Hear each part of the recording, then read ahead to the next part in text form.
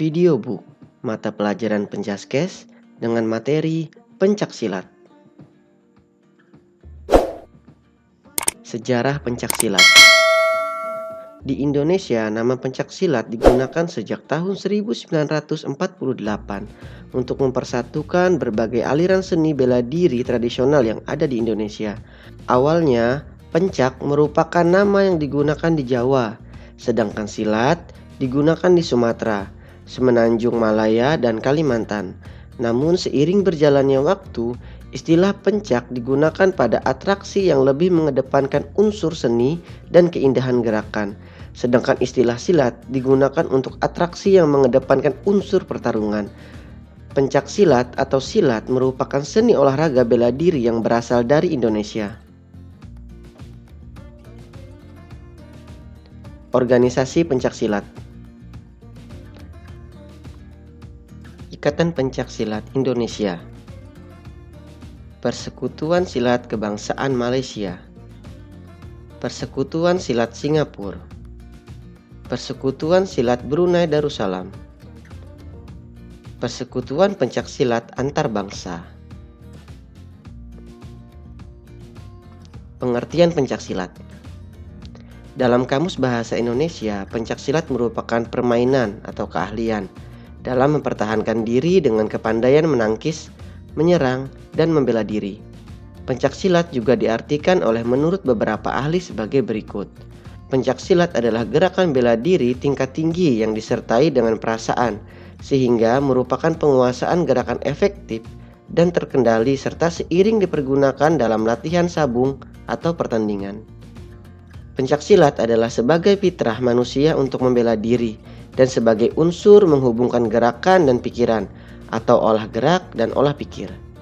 Dari beberapa definisi tersebut, maka pencaksilat dapat diartikan sebagai hasil budaya manusia Indonesia untuk membela dan mempertahankan eksistensi dan integritas terhadap lingkungan hidup, alam sekitar, untuk mencapai keselarasan hidup guna peningkatan iman dan takwa kepada Allah Subhanahu wa Ta'ala. Teknik dasar pencaksilat. Yang pertama ada kuda-kuda, sikap pasang, arah, pola langkah, pukulan, tendangan, tangkisan, guntingan, kuncian, dan berbaring. Pertama, sikap kuda-kuda pencaksilat. Pengertian kuda-kuda dalam pencaksilat adalah sikap menapak kaki yang memiliki fungsi dan menjaga keseimbangan ketika akan melakukan serangan atau pertahanan.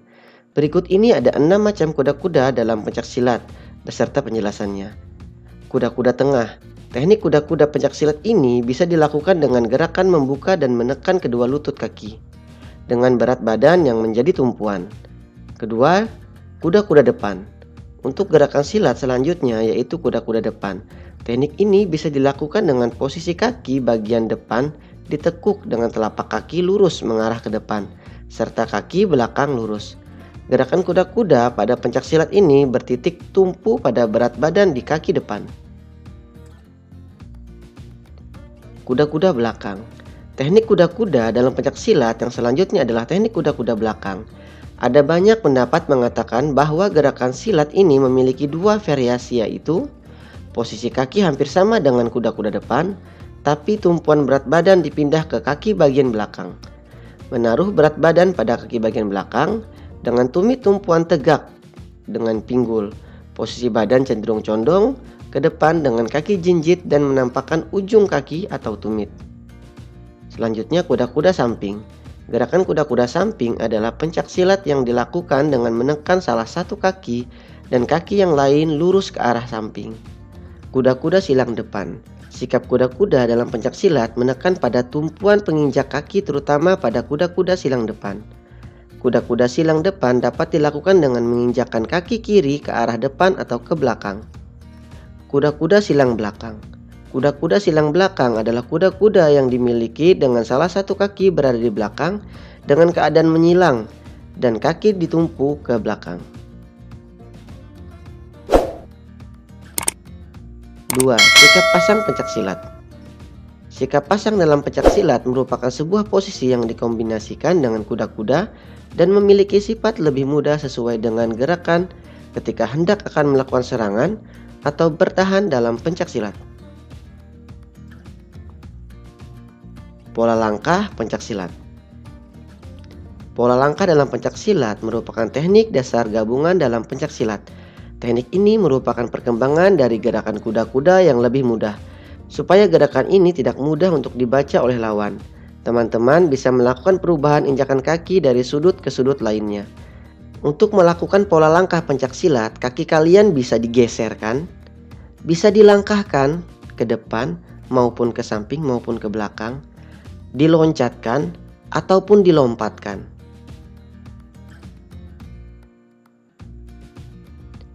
Teknik arah pencaksilat. Arah dalam pencaksilat merupakan gerakan yang berhubungan dengan keamanan pesilat, akan melangkah ketika dalam posisi menyerang atau bertahan. Teknik tendangan pencaksilat. Teknik tendangan dalam pencaksilat memiliki banyak jenis dengan tujuan yang berbeda-beda. Teknik tendangan sama dengan pembelaan dalam pencaksilat. Berikut ini ada macam-macam tendangan dalam pencaksilat yang harus teman-teman ketahui pastinya. Yang pertama ada tendangan A.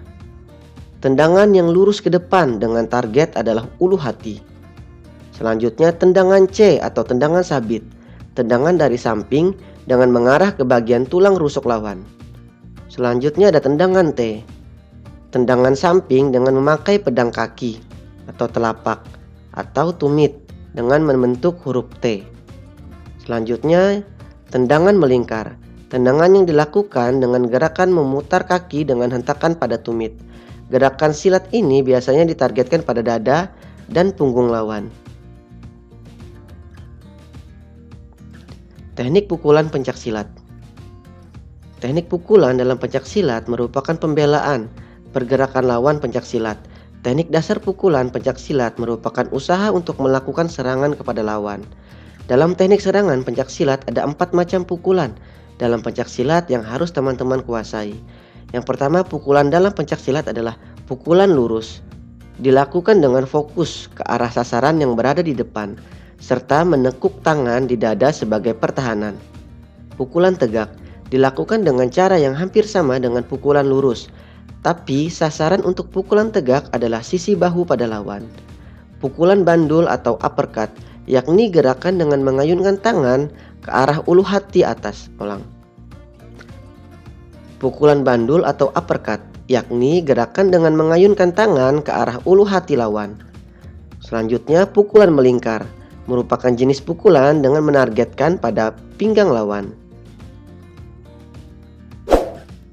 Selanjutnya ada teknik tangkisan pencaksilat. Gerakan tangkisan dalam pencaksilat sama halnya dengan pertahanan.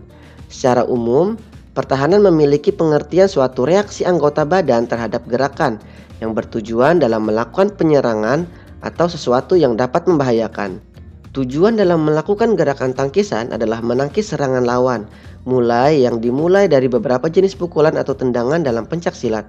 Ada 4 teknik tangkisan dalam pencaksilat, yaitu teknik dasar tangkisan luar pencaksilat, teknik dasar tangkisan dalam pencaksilat, teknik dasar tangkisan atas pencaksilat, teknik dasar tangkisan bawah pencaksilat. Teknik kuncian pencaksilat. Kuncian dalam pencaksilat memiliki sifat untuk melumpuhkan gerakan silat pada lawan. Teknik ini menyasar pada bagian vital tubuh lawan seperti leher, pergelangan tangan, lengan, dagu, selangkangan kaki, bahu, dan lain-lain. Teknik kuncian itu sendiri dapat dilakukan dengan tangan serta bantuan dari kaki yang saling berkolaborasi. Teknik guntingan pencaksilat. Teknik guntingan dalam pencaksilat dilakukan dengan cara menendang atau menjepit anggota tubuh lawan yang bertujuan untuk menjatuhkan sekaligus mengunci pergerakan lawan. Serangan yang harus teman-teman ketahui dalam guntingan adalah guntingan bawah yang bersasaran kaki, guntingan tengah dengan sasaran dada, guntingan atas dengan sasaran leher.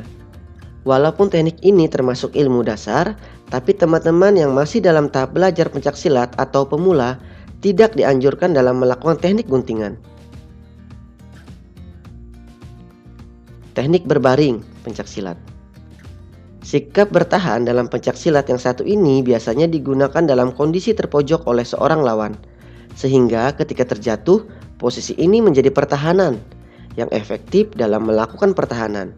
Berikut ini adalah macam-macam sikap berbaring pencaksilat. Yang pertama, sikap miring, sikap telentang, dan sikap telungkup. Selanjutnya kita masuk ke dalam peraturan kategori kelas pencaksilat. Berikut ini termasuk 4 kategori kelas pencaksilat yang biasa dilombakan, yaitu yang pertama kategori tanding atau laga yang biasa digunakan dalam pertarungan. Selanjutnya kategori tunggal, ganda, dan regu. Ini biasa dilakukan untuk seni pencaksilat. Ketentuan pertandingan pencaksilat.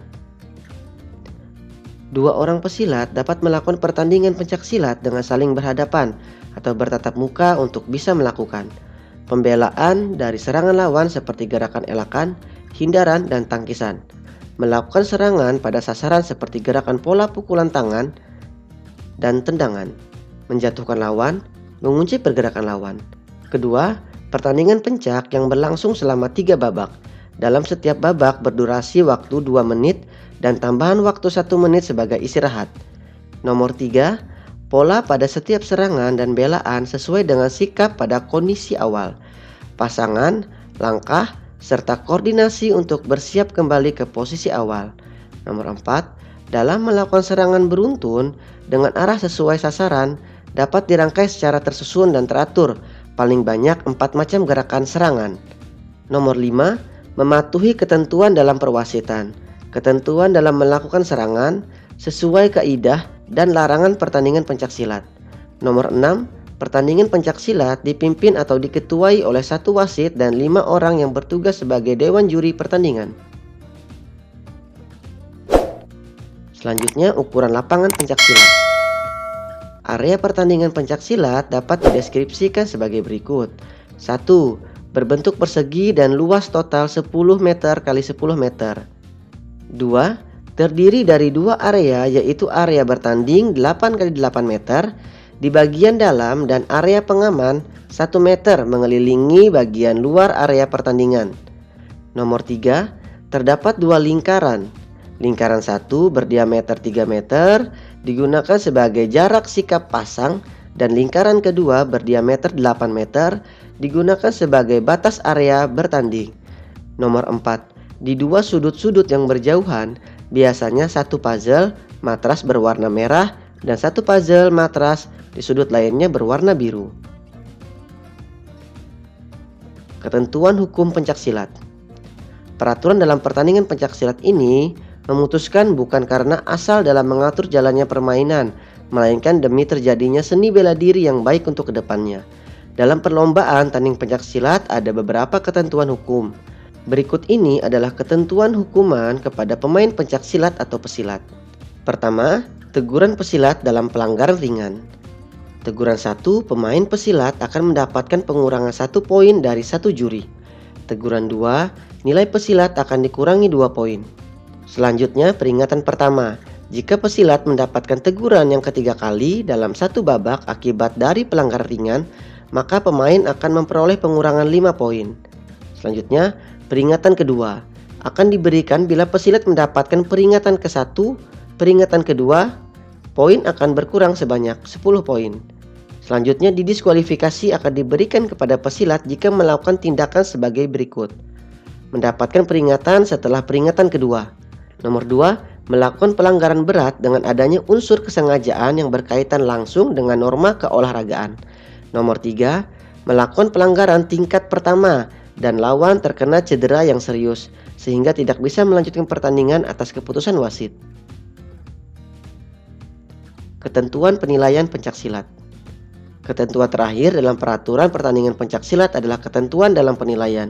Ketentuan nilai dalam pencaksilat digunakan sebagai aturan pertandingan yang sah, sebagaimana data yang akan dipakai oleh juri dan secara mendapatkan keputusan yang sah. Berikut ini merupakan ketentuan penilaian dalam pertandingan pencaksilat. Nilai 1. Nilai 1 adalah elakan. Elakan atau tangkisan yang berlangsung.